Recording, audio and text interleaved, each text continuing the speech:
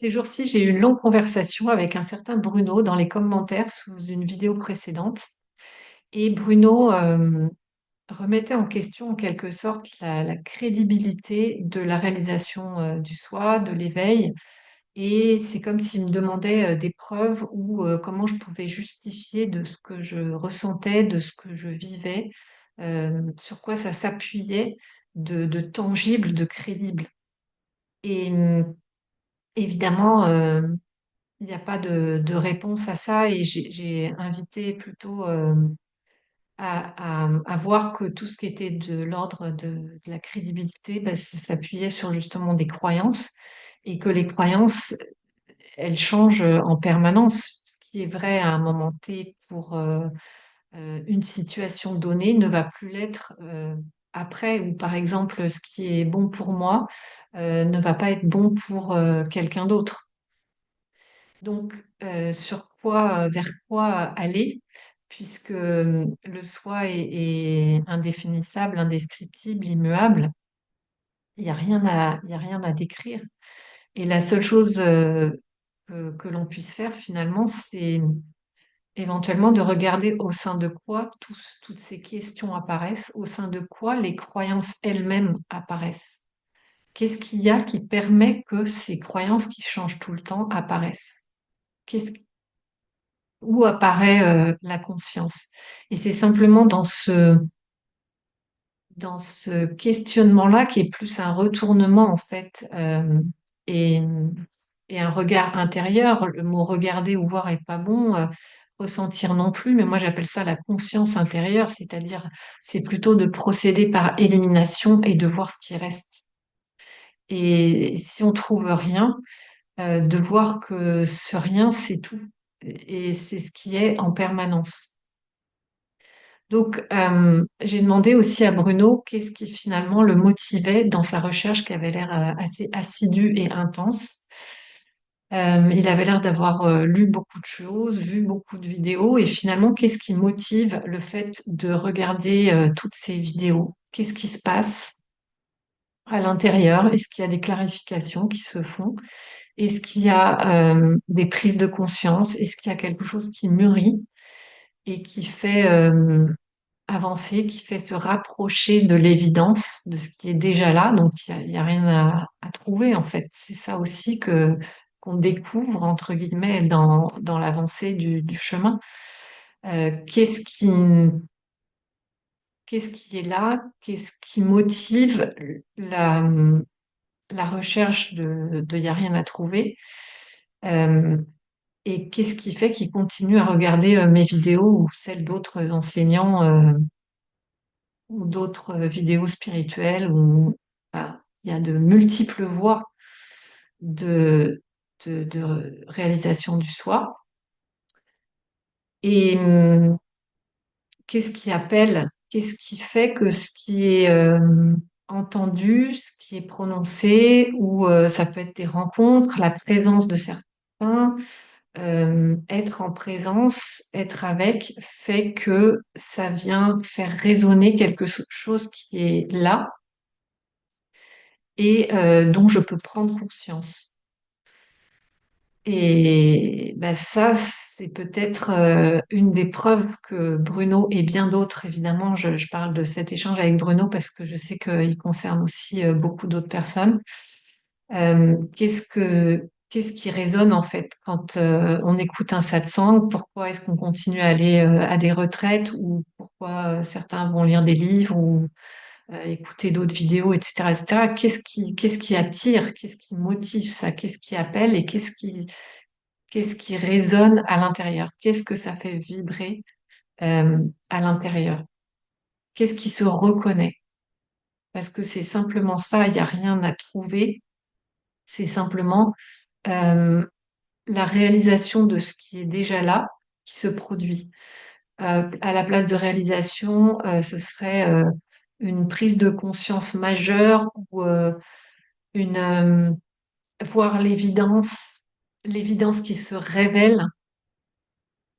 Et donc tout ça, ça peut se faire de multiples façons. Il y en a, ça va être être dans la nature, d'autres, ça va être être avec des jeunes enfants, des bébés, la présence de l'innocence, de la pureté, de là où il n'y a pas encore d'activité mentale.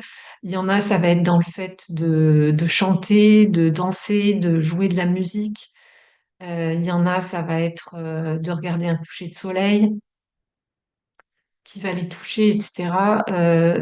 Il y a la vie, en fait, et la voie de réalisation du soi par excellence. L'adversité en fait partie, puisque à chaque fois qu'il y a souffrance, ça nous ramène à l'essentiel. À l'essentiel, ça nous pousse à discerner, à voir le faux et le vrai qui ne bouge pas, en fait. Et quand il y a situation qui bouscule, qui terrifie, quelque chose de très anxiogène, ça oblige à rester centré, à aller voir, euh, prendre, embrasser ses émotions. On peut pas se défiler, on peut pas passer à côté, sinon ça devient l'enfer.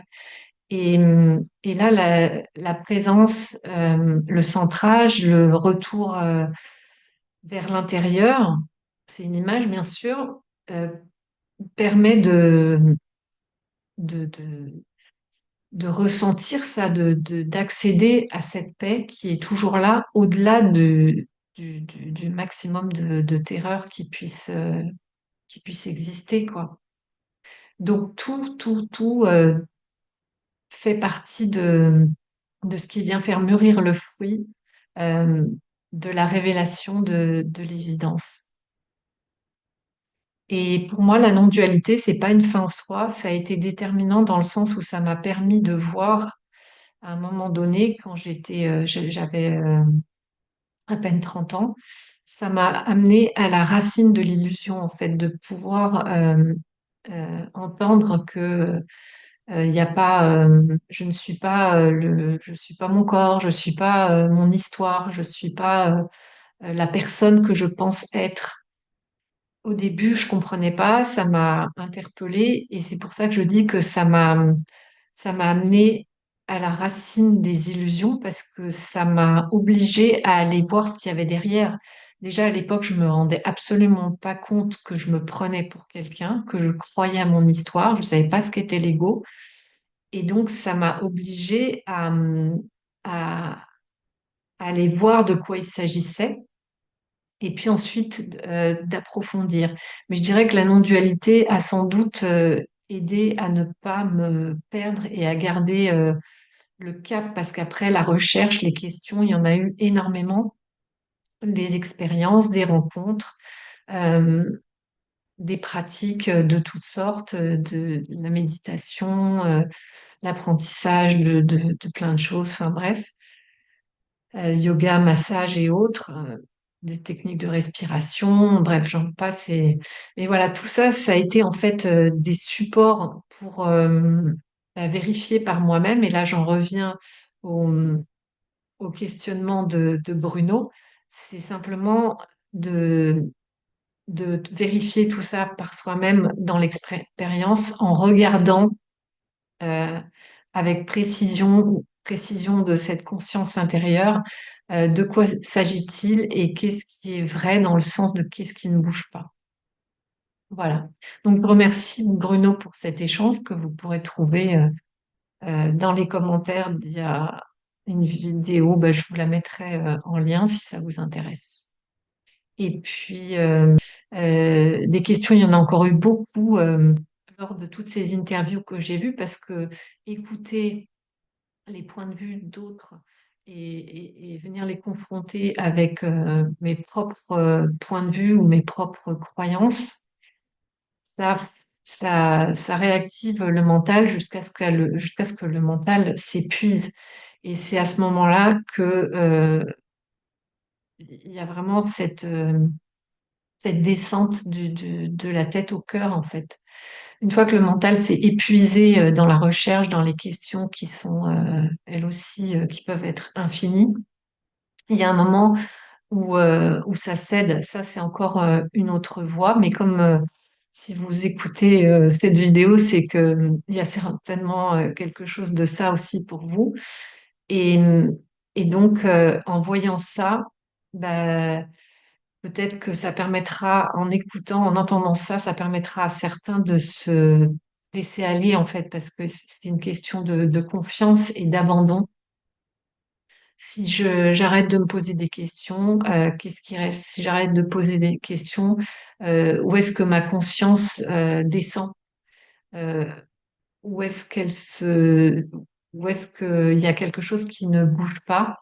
Et c'est pour ça que j'emploie l'expression de descendre de la tête au cœur. Et je dirais que la non-dualité, dans les enseignements les plus radicaux, en fait, elle amène à ça encore plus rapidement parce que le mental tourne rapidement en rond et fait que il, comment dire, il s'incline en fait, il l'abandonne et, et du coup on peut s'abandonner à soi et laisser se révéler ce qu'il y a entre guillemets à se révéler, laisser ce qui y a à découvrir, se découvrir et se révéler de soi-même.